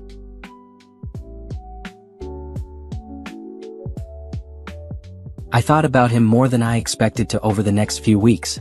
There was something about his calm presence, his genuine interest in my message rather than me personally. He'd been respectful, kind, and honest about his situation. Then he showed up at another event 3 months later. This time in Atlanta. "Are you following me?" I joked when I saw him in the audience. "Actually, yes," he admitted with a smile. "But not in a creepy way. I'm a therapist who specializes in grief counseling. I've been recommending your book to clients. When I saw you were speaking at this conference, I figured I should actually hear you speak in person instead of just on the podcast." "You listen to the podcast?" "Every episode. It's required listening for my clients who are processing divorce or abandonment." We ended up getting coffee after my panel. He told me his name was Jerome, that he'd been a widower for 3 years, that his daughter was his whole world. "I'm not trying to date you," he clarified. "I just think you're doing important work and I'd like to collaborate if you're interested. I have clients who could benefit from your community." "That's not how most men approach me," I said honestly. "I'm not most men." He smiled. "And I've read your book. I know what you've been through. The last thing you need is another man complicating your life." I liked him immediately. Not romantically but as a person. He was honest, direct, and respected boundaries. Over the next few months, we stayed in touch professionally. He referred clients to my community. I recommended his therapy practice to women who needed deeper healing than my platform could provide. It wasn't until 6 months after we met that our relationship shifted from professional to personal. And even then, it happened slowly, carefully, with both of us being very clear about what we wanted and didn't want. But that was still months away. For now, I was focused on my business, my children, and my own healing. Romance could wait. Success, however, couldn't. 2 years after that terrible night in the hospital, my life had transformed completely. The podcast had over 5 million downloads. My second book, Building Your Empire After Betrayal, debuted at #1. I'd been featured in major magazines, appeared on national television, and spoken at events in 15 states. But the real measure of my success wasn't the numbers. It was the messages I received every day from women whose lives I'd changed. "You gave me the courage to leave," one woman wrote. "I'm 6 months out from my divorce, and I'm finally starting to feel like myself again." "Your podcast saved my life," another said. "I was planning to end everything. Then I heard your story and realized I could survive this. Because of your online course, I negotiated a better divorce settlement and kept my house," a third shared.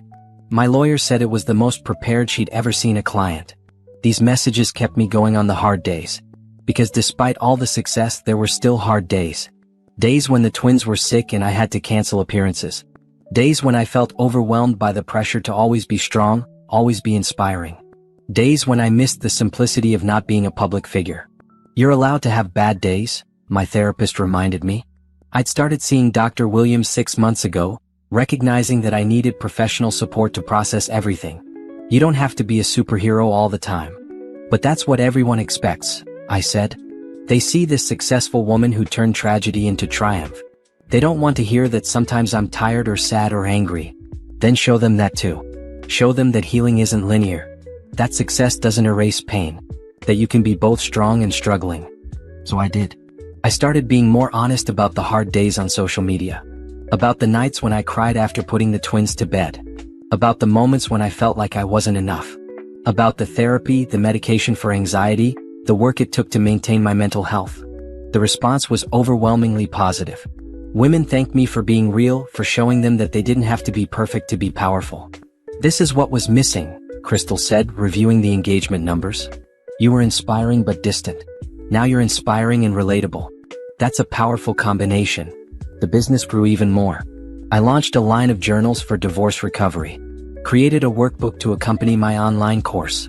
Started a monthly subscription box called Thriving Box, with self-care items and resources for women in transition. Everything I touched seemed to turn to gold. But I was careful not to let success go to my head. I remembered where I'd started, broken, abandoned, fighting for my life in a hospital bed. That memory kept me humble and focused. Meanwhile, Brandon continued his downward spiral. He'd lost 3 jobs in 2 years. Been evicted from 2 apartments. His mother finally got him into rehab, but he left after 2 weeks. "He's calling again," Patricia told me, "asking if you'd consider reducing his child support. He claims he can't afford the payments." "What did you tell him?" "That he should have thought about that before abandoning his children. His support payments are based on the income he had when we finalized the divorce. If he can't maintain that income level, that's his problem. Is he seeing the twins at all? He hasn't shown up for a supervised visit in 4 months. The court is considering terminating his parental rights for abandonment. Part of me felt sad about this.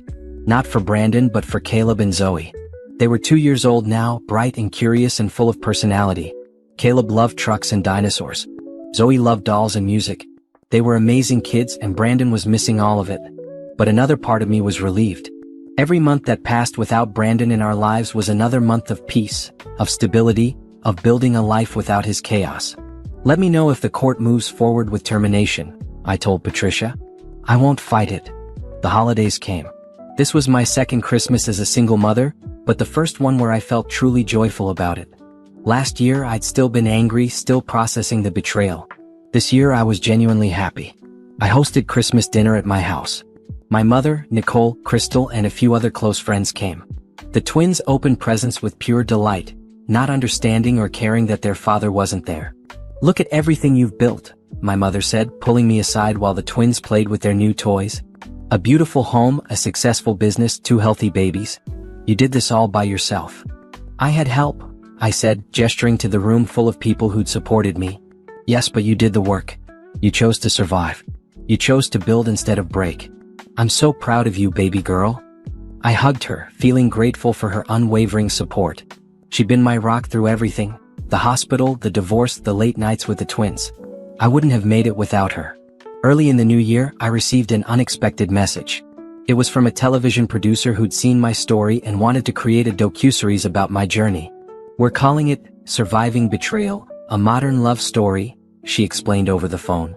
We'd follow you for 6 months, showing your day-to-day life, your business, your parenting. We'd also interview some of the women from your community, show the real impact of your work. I don't know, I said hesitantly. The twins are so young. I'm not sure I want cameras in our home. We'd be very respectful of their privacy. We wouldn't show their faces without your permission. And this could reach even more women who need your message. I talked it over with my team, my mother, my therapist. Everyone had different opinions. Crystal thought it was a great business opportunity. My mother worried about privacy. Dr. Williams cautioned me to think about how it might affect my mental health. In the end I said yes, but with strict boundaries. No filming of the twins' faces. No cameras during bath time or bedtime. Nothing that felt too invasive. The production company agreed to all my terms. Filming started in March. It was surreal having cameras follow me to speaking events, to podcast recordings, to business meetings. But the crew was professional and respectful. They made me feel comfortable sharing my story. The most powerful part of filming was interviewing the women from my community.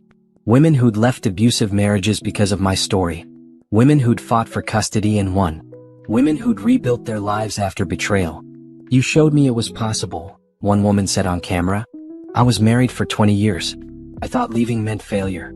But you taught me that staying in something that hurts you is the real failure. The docuseries was scheduled to air in the fall. The production company was already talking about it being their biggest release of the year. But the most significant development wasn't professional. It was personal.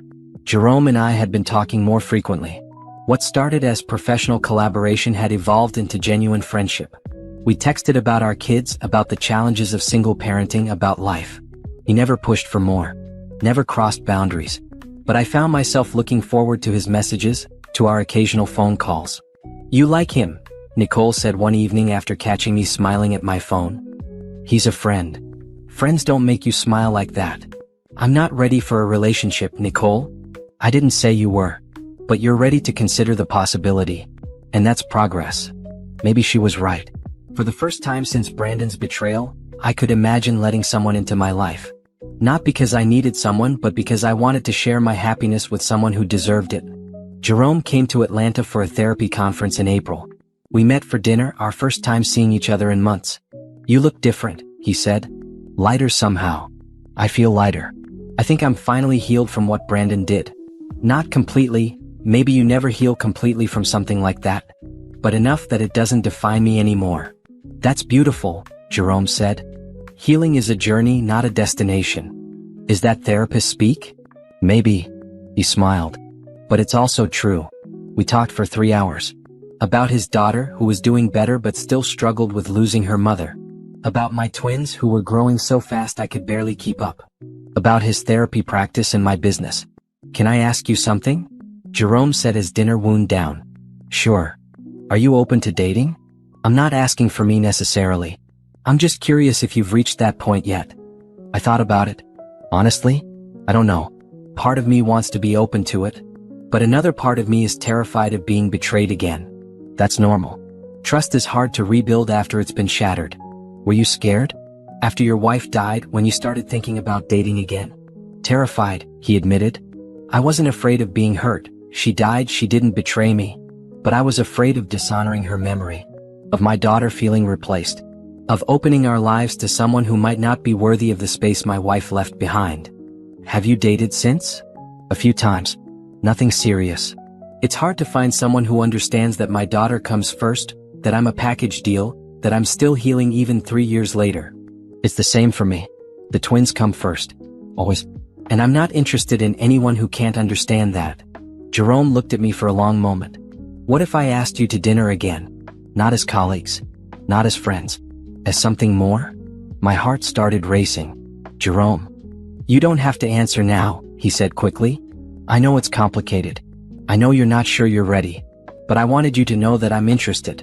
When and if you're ready, I'd like to explore this. I didn't answer that night. But I thought about his question constantly over the next few weeks. Was I ready? Did I want this? Could I trust someone again? The answer came when I was watching the twins play in our backyard. Caleb was pushing Zoe on the swing, both of them laughing. They were so happy, so secure in the life we'd built. I'd spent 2 years building walls to protect us. Maybe it was time to carefully consider opening a window. I texted Jerome, I'm not ready for a relationship, but I'm willing to consider the possibility. Can we take things very slow? His response came immediately, as slow as you need. I'm not going anywhere. That night I updated my vision board. Along with business goals and parenting milestones, I added something I hadn't included in 2 years. Open my heart to the possibility of love, the right way with the right person at the right time. Brandon had tried to destroy my ability to trust, but I was stronger than his betrayal. I was capable of healing. And someday when the time was right, I would love again. But not yet. For now, I had an empire to build. The docuseries, Surviving Betrayal, a modern love story, premiered in September to massive acclaim. Over 2 million people watched the first episode in the first week. The reviews were overwhelmingly positive, with critics calling it a powerful testament to the strength of single mothers, and a must-watch for anyone navigating life after betrayal. But the public reaction was what surprised me most.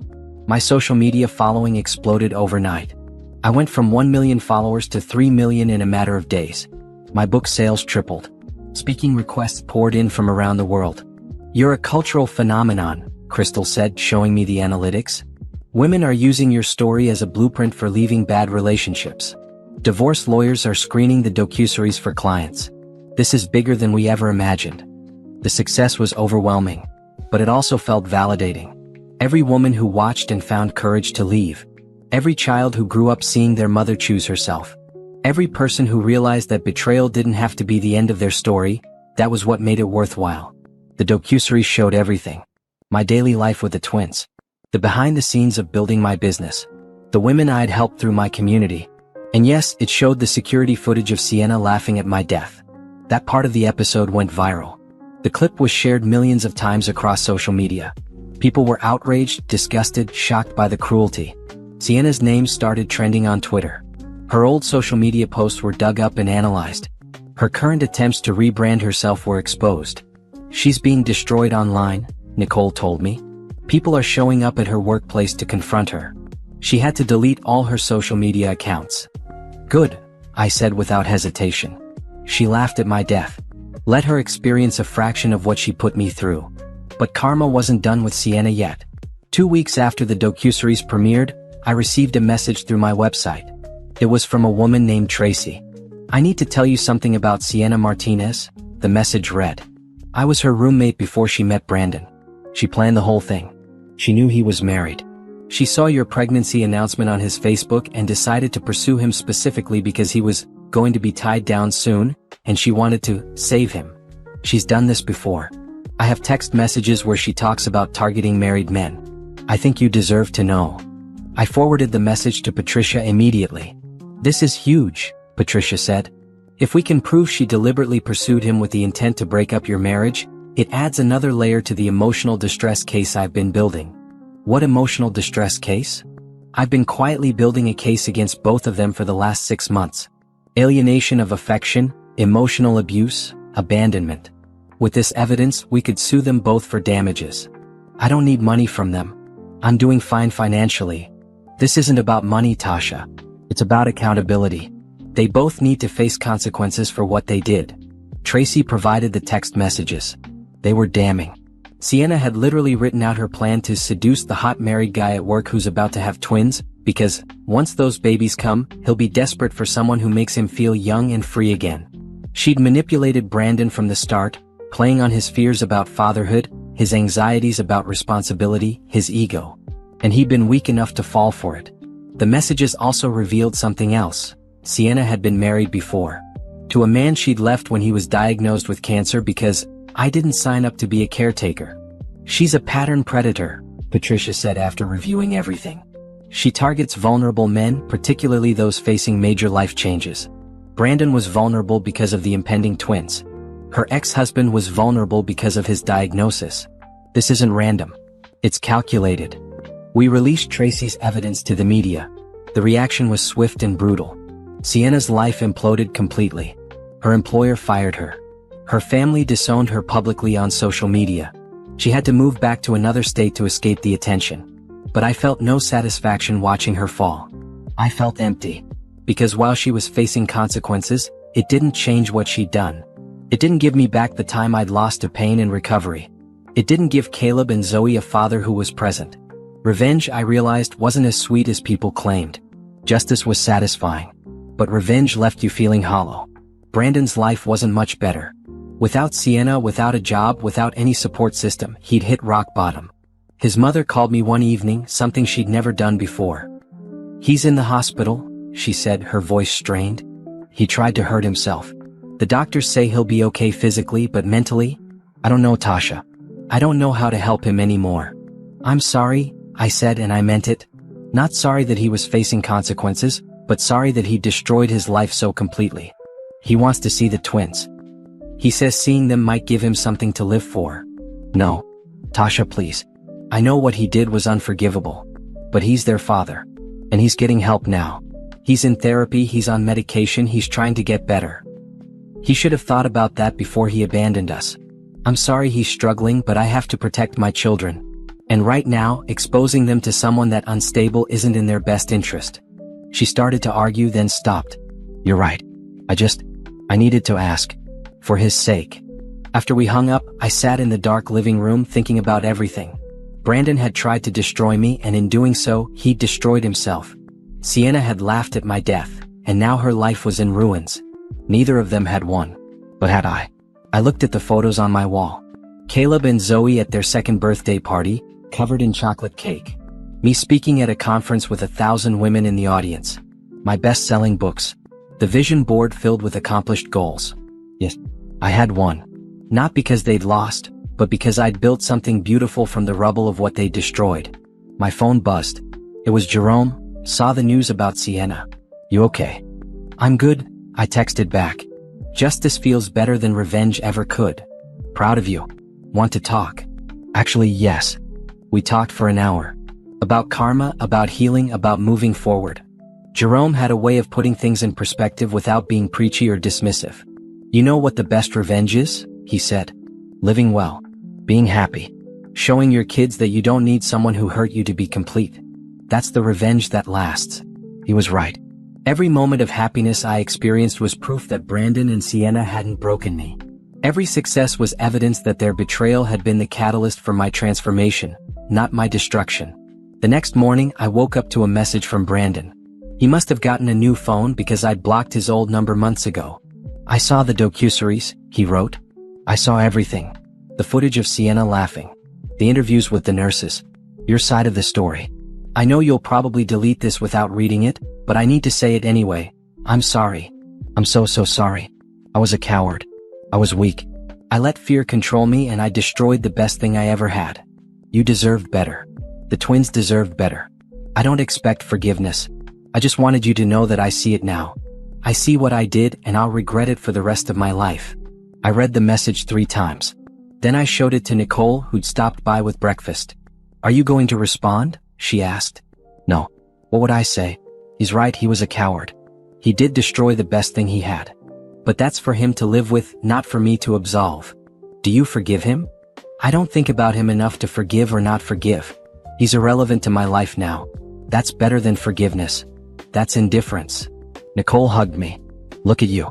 2 years ago, you would have agonized over that message for days. Now you can just shrug and move on. That's growth. She was right.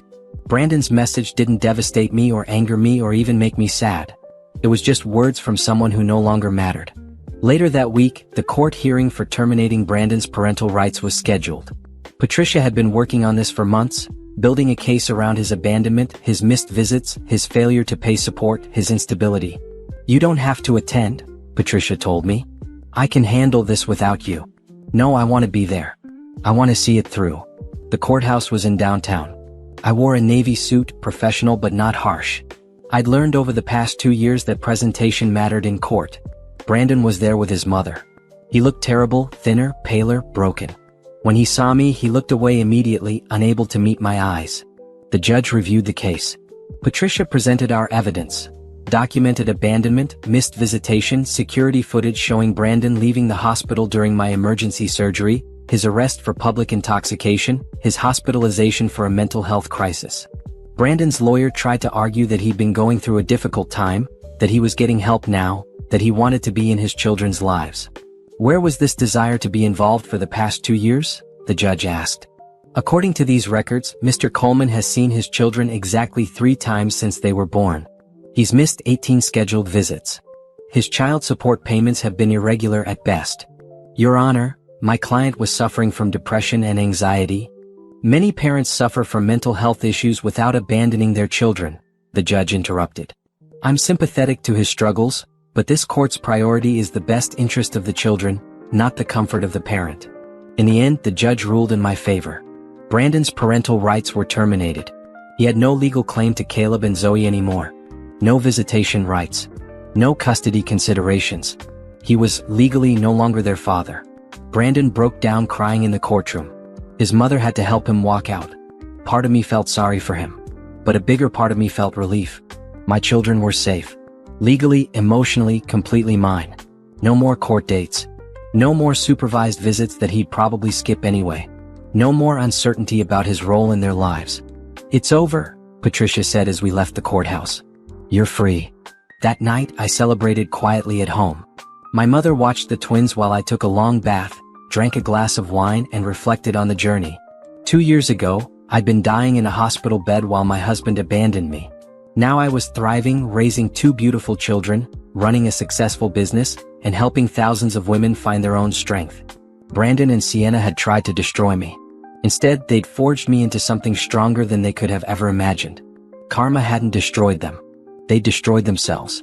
And I'd simply refused to be destroyed with them. 3 months after the court terminated Brandon's parental rights, I took the twins to the beach for their 3rd birthday. It was the first vacation we'd taken that was just about joy, not recovery or escape or proving something. Just 3 days of sand, sun, and laughter. Look, Mommy, Caleb shouted, holding up a shell. It's a treasure. Beautiful treasure, I said, taking a photo of his proud face. Zoe was more cautious, letting the waves touch her toes before running back squealing with delight. She reminded me of myself, careful, thoughtful, brave only after testing the waters first. My mother and Nicole had come with us. We'd rented a beach house big enough for everyone.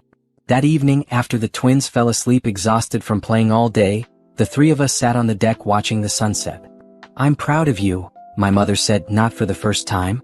You've built something incredible out of nothing. Not nothing. I had you too. That was something. You know what I mean. Most women wouldn't have survived what you went through. You not only survived, you thrived. Can I ask you something? I said, turning to Nicole. Did you ever think I'd end up here? Running a business, raising twins alone, actually happy? Honestly? No. Nicole smiled at my surprised expression. I thought you'd survive. I knew you were strong enough for that. But I didn't think you'd transform the experience into something this powerful. That part surprised me. It surprised me too, I admitted. When Brandon left, I thought my life was over. I thought I'd spend forever angry and broken. What changed? My mother asked. The twins. Every time I looked at them, I saw the future.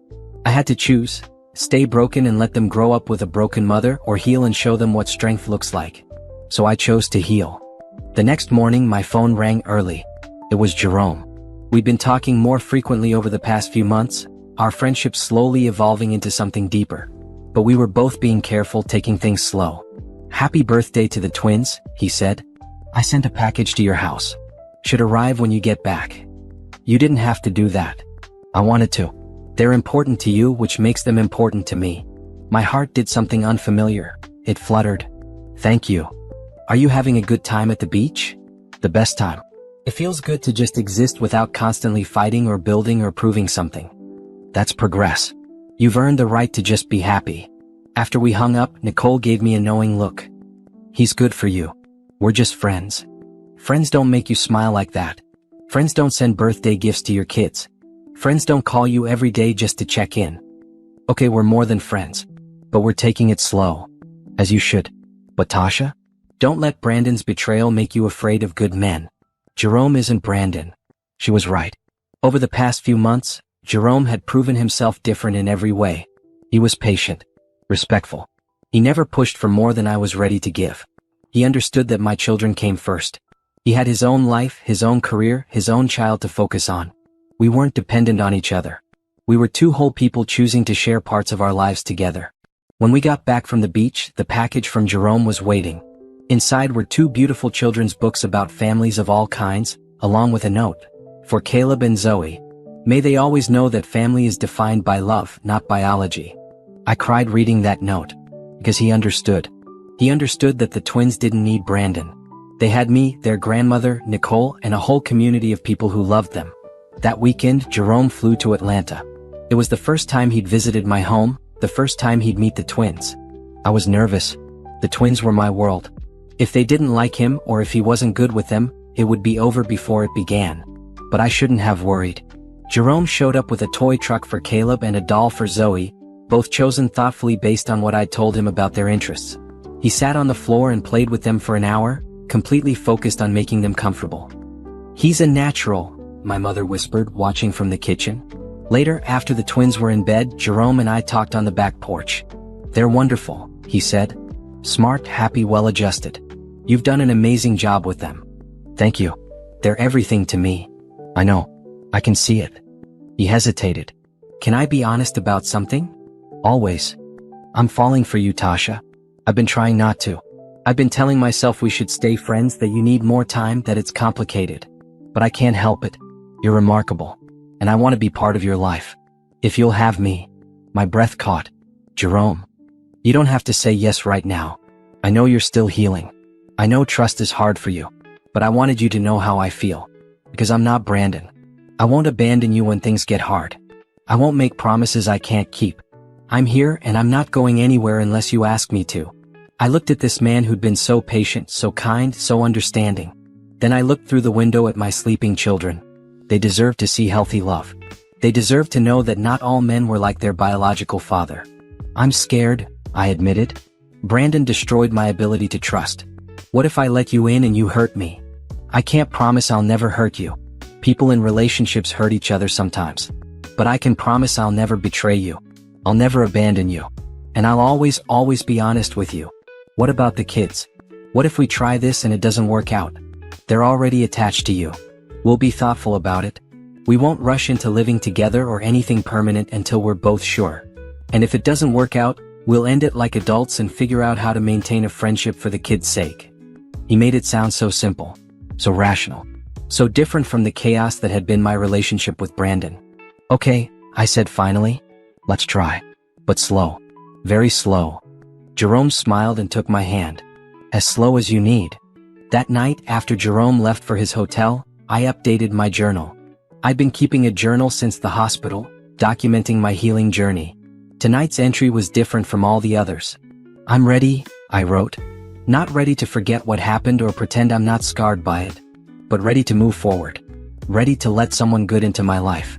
Ready to show my children that love can be healthy, that relationships can be partnerships. that not everyone will hurt you. Over the next few months, Jerome and I built our relationship carefully. We had regular date nights, but only when he was in town for work. We talked every day but maintained our separate lives. He met my mother and Nicole officially, and they both approved.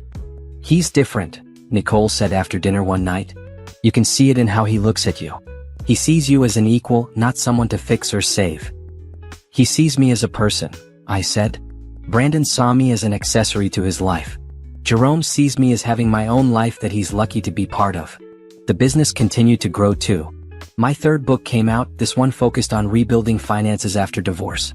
It became another bestseller. The podcast hit 10 million downloads. I launched a conference series called Thriving After Betrayal that sold out in 6 cities. "You're a brand now," Crystal told me. "We need to think about where this goes next.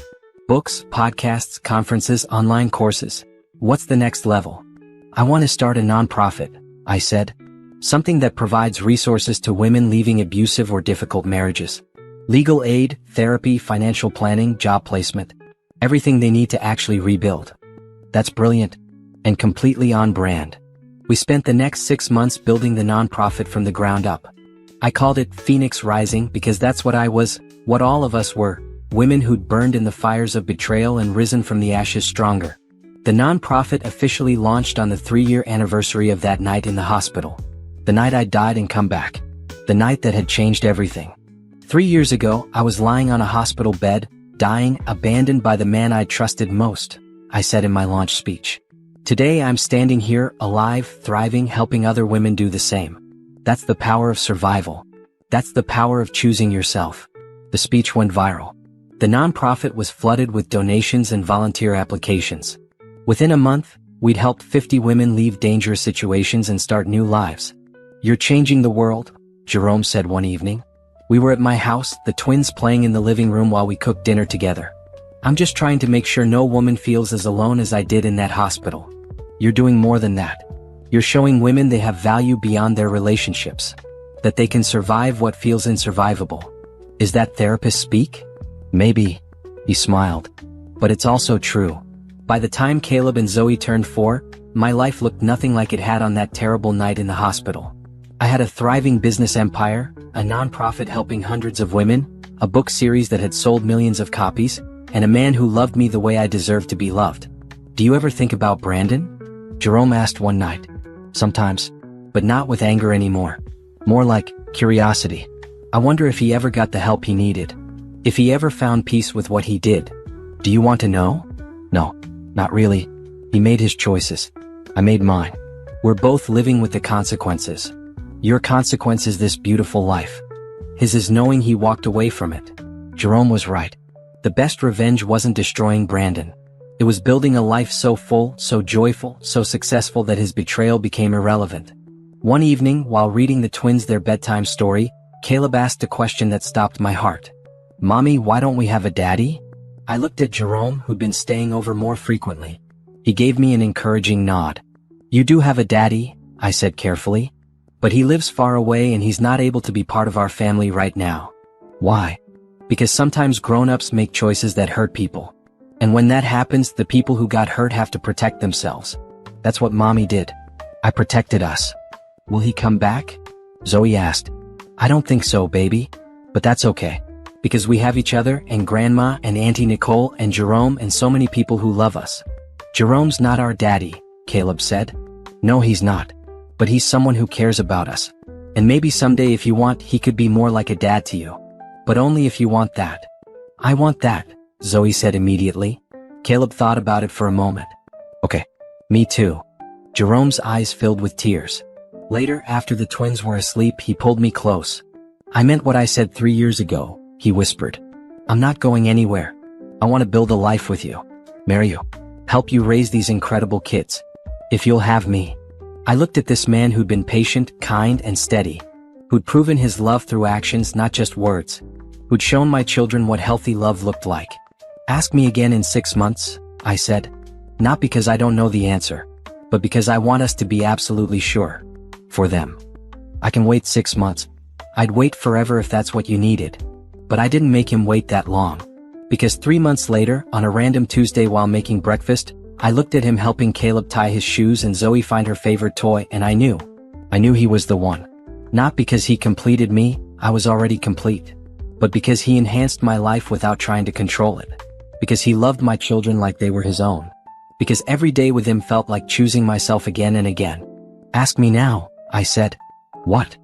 Ask me what you wanted to ask me 6 months from now. Ask me now. Jerome smiled, understanding immediately.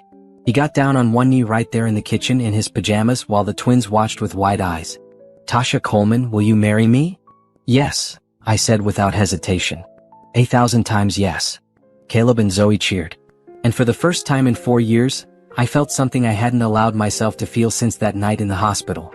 I felt complete joy. The engagement was everything I'd never had with Brandon. Thoughtful, equal, built on respect and genuine love. Jerome didn't rush me to set a date. We told people slowly, let the news settle naturally. The twins called him Jerome Dad, which made him cry the first time he heard it. My business continued to thrive. The nonprofit was serving women in 12 states. My podcast had become one of the top-rated shows in the country. I'd been featured on national television multiple times, always using my platform to help others. Then came the email that changed everything. I'm producing a special segment about betrayal and redemption, a producer from a major network wrote. We'd like to interview you obviously. But we'd also like to give Brandon a chance to speak. To share his side. To show what regret looks like. Would you be willing to be in the same room as him with cameras for this conversation? My first instinct was to say absolutely not. Brandon had lost the right to share his side when he abandoned me in that hospital. But Crystal saw it differently. This could be powerful, she said. You confronting him publicly, showing women what it looks like to face their betrayer with strength. It could be your most impactful moment yet. Or it could be traumatizing, Nicole countered. You don't owe him a platform to explain himself. I talked to Jerome about it that night. What do you want to do? He asked. Not what would be good for business or the platform. What does Tasha want? I thought about it for a long time. I want closure. Not for him. For me. I want to look him in the eye and tell him exactly what he took from me and what he failed to take. I want him to see that I not only survived, I conquered. Then do it. I'll be right there with you. The interview was scheduled for a Saturday in November. 4 years and 2 weeks after that night in the hospital. The twins would be with my mother. Jerome would be in the green room ready if I needed him. Patricia would be on standby in case Brandon said anything that crossed legal lines. I dressed in a red power suit. Bold, strong, unapologetic. I was Tasha Coleman, best-selling author, successful entrepreneur, nonprofit founder, engaged to a good man, mother to 2 beautiful children. I was everything Brandon had tried to destroy. The studio was cold. Brandon was already there when I arrived, sitting in his chair looking nervous. He'd gained back some weight. His hair was cut neatly. He looked more like the man I'd married and less like the broken person I'd seen in court. Tasha, he said when he saw me. Thank you for agreeing to this. I didn't do it for you. We took our seats. The producer explained the format. She'd ask questions, we'd respond honestly, no topic was off limits. The goal was truth, not comfort. Are you ready? The producer asked. Yes, I said firmly. Brandon, are you ready? He nodded, but I could see his hands shaking. The camera started rolling. Tasha, let's start with you, the producer said. It's been 4 years since Brandon abandoned you during labor. In that time, you've built an empire. What would you say to women watching who are in the position you were in 4 years ago? I tell them that betrayal feels like the end, but it's actually a beginning. The man I thought I'd spend my life with left me when I needed him most. But in doing so, he freed me to become who I was always meant to be. I'm not grateful for what he did, but I'm grateful for who I became because of it. Brandon, how does it feel hearing that? He swallowed hard. It's exactly what I deserve to hear. I destroyed the best thing in my life because I was weak and selfish. There's no excuse for what I did. Let's go back to that night, the producer said. Tasha, what do you remember? I remember dying. I remember seeing my husband's mistress through the window, and she was smiling. I remember thinking that I was leaving my babies alone with him, and that they'd be better off without me than with him. Brandon, you were there. What do you remember? I remember being terrified. I remember Sienna telling me it would be easier if Tasha didn't make it, that we could start fresh. I remember sitting there like a coward while my wife died. The studio went silent. Even the crew seemed shocked by his admission. Did you want her to die? The producer asked. No. His voice broke. But I didn't fight hard enough for her to live either. I let Sienna's manipulation convince me that my life would be easier without Tasha. I thought about the babies, about the responsibility, about everything changing, and I panicked. So I sat there and did nothing while the mother of my children fought for her life. Tasha, how does it feel to hear him say that? It's what I already knew. But hearing him admit it is clarifying. He chose convenience over love, comfort over commitment. And that's a choice he has to live with. Do you hate him? No. I don't feel anything for him anymore. He's irrelevant to my life. The only reason I'm here is to show other women what the other side of betrayal looks like. Brandon, you lost everything after that night. Your career, your relationship with Sienna, your children. How did that feel? Like justice? Like exactly what I deserved. I spent 2 years angry at everyone else. At Tasha for pressing charges, at Sienna for showing her true colors, at my family for abandoning me. But eventually, I had to face the truth. I destroyed my own life. Have you gotten help? Yes. I've been in therapy for 2 years. I'm on medication for depression and anxiety. I attend support groups for men dealing with the consequences of their actions. I've worked hard to understand why I made those choices and to become someone who would never make them again. Tasha, does his transformation matter to you? Not at all. His journey to redemption is his own. It has nothing to do with me or my children. We've moved on without him. Would you ever let him back into your children's lives? No. He had every opportunity to be their father and he chose not to. Now they have someone who actually wants to be there for them. Someone who shows up. Someone who loves them unconditionally. You're engaged, the producer said. How did you learn to trust again? By understanding that trust isn't something you give blindly. It's something someone earns through consistent action over time. My fiancé earned my trust by being patient, honest, and present. Brandon destroyed his by being none of those things. The producer turned to Brandon. How does it feel knowing your children are calling another man dad? He broke down completely. It's the worst pain I've ever felt, but I have no one to blame but myself. I walked away from them. I chose not to be their father. Jerome didn't steal them from me. I threw them away. If you could go back, what would you change? Everything. I would stay in that hospital room. I would hold Tasha's hand and be there for the birth of my children.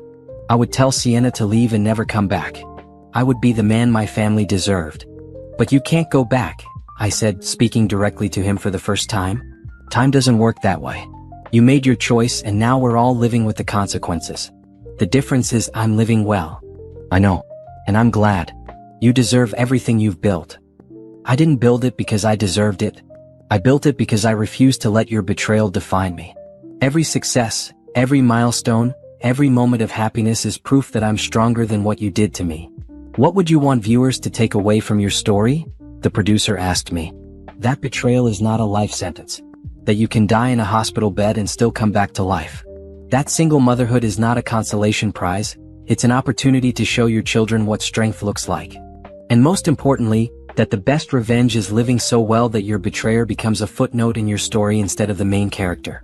And Brandon, what do you want viewers to know? That actions have consequences. That you can't abandon your family and expect them to wait for you to figure your life out. That real love requires sacrifice and work, not just romance and feelings. And that by the time you realize what you lost, it might be too late to get it back. The interview wrapped up.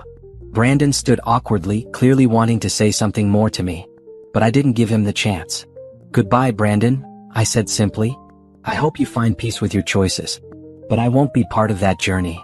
I walked out of the studio without looking back. Jerome was waiting for me in the hallway. He pulled me into his arms, and I finally let myself feel everything I'd been holding in during the interview. You were incredible, he whispered. So strong, so clear, so powerful. I needed to do that. To face him one last time and show him that he didn't destroy me. He didn't even come close. The interview aired 2 weeks later. It was watched by over 15 million people. The response was overwhelming. Women praised my strength. Divorce lawyers used it as an example of holding abusers accountable. Therapists discussed it in sessions about healing from betrayal. But the most surprising response came from men. Thousands of them reached out to say that Brandon's story had made them think about their own choices, their own relationships, their own moments of weakness. Some admitted they'd been on a path similar to Brandon's and the interview had shocked them into changing course. You saved my marriage, one man wrote. I was having an affair. I was planning to leave my pregnant wife. Then I saw your interview and realized I was about to make the worst mistake of my life. I ended the affair, confessed to my wife, and we're working through it in therapy. Thank you for showing me the consequences before I lived them. That message made the whole painful experience worthwhile. Because if my story could prevent even one woman from experiencing what I'd been through, it was worth reliving the trauma. Brandon's life after the interview was unclear. I heard through mutual acquaintances that he'd moved to a different state, was working as a manager at a retail store, was still in therapy. But I didn't follow up. I didn't check his social media. I didn't think about him unless someone brought him up. He truly had become irrelevant. Meanwhile, Jerome and I were planning our wedding. Nothing big or elaborate, just close family and friends, a simple ceremony on the beach where we'd first talked about moving forward together. I want Caleb and Zoe to be part of it, Jerome said. Not as ring bearers or flower girls, but as part of the vows. We're not just marrying each other. We're becoming a family. I love that, I said, tears in my eyes. They need to know this is about all of us, not just you and me. The wedding was scheduled for May, a few weeks after the twins' 5th birthday. 5 years after that night in the hospital. 5 years of fighting, healing, building, and finally, being happy. Do you ever wish it hadn't happened? Nicole asked one evening while we were addressing wedding invitations. The betrayal, I mean. Do you wish you could go back and have the life you thought you were building with Brandon? Not even a little bit, I said honestly. That life was a lie. This life is real. I'll take real over comfortable any day. Brandon's going to see the wedding announcement. The photos. You and Jerome and the twins looking like the perfect family. Good. Let him see what he could have had if he'd been brave enough to stay. The morning of my wedding, I woke up in the beach house we'd rented for the week. Sunlight streamed through the windows. I could hear Caleb and Zoe arguing in the next room about who got to wear the flower crown first. My mother was making coffee in the kitchen. Nicole was already dressed, coordinating last-minute details. I looked at my reflection in the mirror. 5 years ago, I'd looked at myself in a hospital mirror and barely recognized the broken woman staring back. Today I saw someone completely different. Someone strong. Someone happy. Someone who'd taken the worst thing that ever happened and turned it into rocket fuel for transformation. You ready for this? Nicole asked, bringing me a cup of coffee. More ready than I've ever been for anything. The ceremony was at sunset. Just 30 people, our closest friends and family.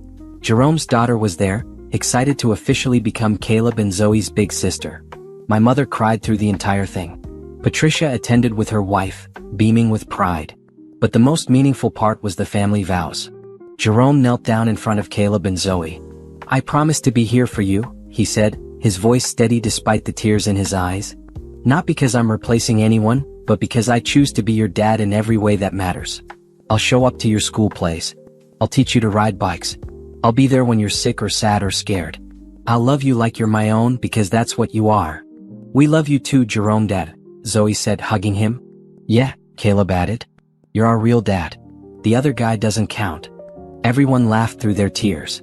Then it was my turn to say my vows to Jerome. 5 years ago, I didn't think I'd ever trust anyone again, I said, holding his hands. I thought Brandon's betrayal had broken my ability to love. But you showed me that wasn't true. You showed me that love isn't about never falling down, it's about choosing someone who helps you stand back up. You've been patient with my healing. You've loved my children like they're your own. You've shown me that partnership means walking beside someone, not behind or in front of them. I love you. And I can't wait to spend the rest of my life showing you that love every single day. I love you too, Jerome said. And I promise to spend the rest of my life proving that not all men are like the one who let you go. Some of us know a good thing when we see it. And we fight to keep it. We kissed. Everyone cheered. Caleb and Zoe ran around us in circles, laughing with pure joy. The reception was on the beach. We ate, danced, told stories. My mother gave a speech about how proud she was of me. Nicole gave a speech about my strength. Jerome's daughter gave a speech about how happy she was to have siblings. But the most surprising speech came from Brandon's mother. She'd asked permission to attend and to say a few words. I'd almost said no, but Jerome convinced me to let her come. I'm not here to make excuses for my son, she said, standing in front of everyone. What he did was unforgivable. But I'm here because Tasha allowed me to be part of my grandchildren's lives again, even after I defended Brandon's actions. She showed me grace I didn't deserve. And I want to publicly thank her for being the strong, incredible woman she is. These children are lucky to have her as their mother. Jerome is lucky to have her as his wife. And I'm lucky she gave me another chance to be in their lives. I hadn't expected that. I stood up and hugged her, both of us crying. Because healing wasn't just about moving forward. Sometimes it was about allowing others the space to grow too. That night, after the twins were asleep in their room and the guests had left, Jerome and I walked along the beach together. The moon was full, reflecting off the water. "Are you happy?" Jerome asked, taking my hand. "Completely. No regrets. Not one." Brandon gave me the greatest gift when he left. He showed me I didn't need him. That I'm capable of building an incredible life on my own. Meeting you was the bonus, not the necessity. "That's what makes us work," Jerome said. "We don't need each other. We choose each other." Exactly. We walked in comfortable silence for a while. Then Jerome said, "I know you don't talk about Brandon much anymore, but I want you to know something. What he did to you wasn't your fault. You didn't fail at marriage. He failed at being a decent human being." I know that now. It took a long time, but I really do know it. Good. Because I never want you to doubt your worth. You're extraordinary, Tasha. The business, the nonprofit, the way you've raised Caleb and Zoe, it's all extraordinary. "So are you," I said, stopping to face him. "You chose a woman with baggage, with trauma, with 2 kids and a complicated history. You could have had someone easy. But you chose me. You're not complicated. You're complete. There's a difference." That night, lying in bed next to my husband, I thought about the journey. The hospital. The abandonment. The divorce. The slow, painful process of healing. Building a business. Raising my children. Learning to trust again. Brandon had tried to destroy me. He'd abandoned me at my lowest point, thinking I wouldn't survive. But not only had I survived, I'd thrived beyond anything he could have imagined. My books had sold over 1 million copies worldwide. My nonprofit had helped over 1,000 women escape dangerous situations. My podcast